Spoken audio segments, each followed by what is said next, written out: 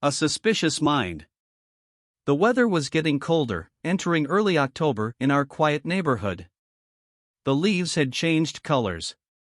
The brisk cool breezes were blowing. It was refreshing autumn time, with winter on its way. As kids, we played touch football in the street until the street lights came on, then hurried home to avoid trouble with our parents. My friend Denny lived 4 houses down on the opposite side of the street. We would go to his house to play because of all the trees we could climb in his backyard.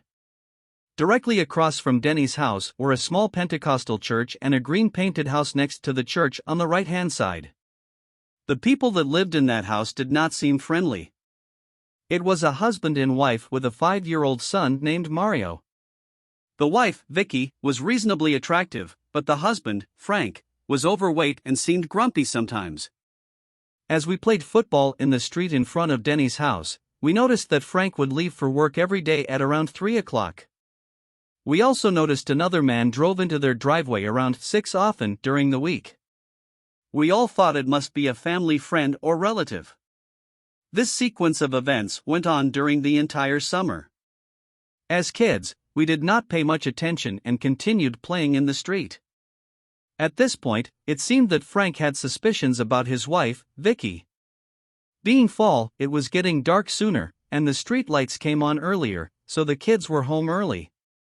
Frank had had enough of rumors floating around the neighborhood of the suspicious car in his driveway and wanted to prove one way or another that his wife Vicky was being a faithful wife and mother.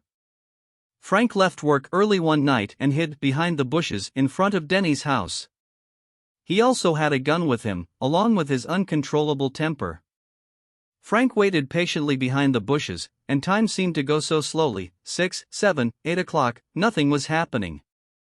Around 8:30, the car pulled into his driveway.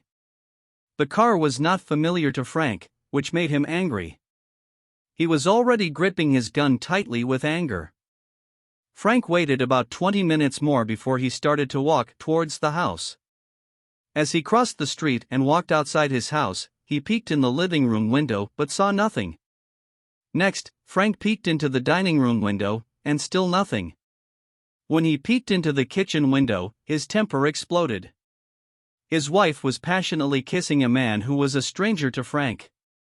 Frank burst through the kitchen door, surprising his wife and her lover. Frank, at this point, went temporarily insane, and his actions were not controllable.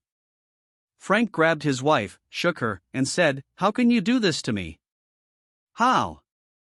Vicky screamed while the man flew out of the kitchen door and got away, as Frank began shooting his wife dead. Bam! Bam!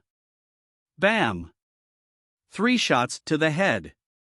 The shots woke little Mario, asleep in his room, as Frank cried over his dead wife, realizing what he had just done.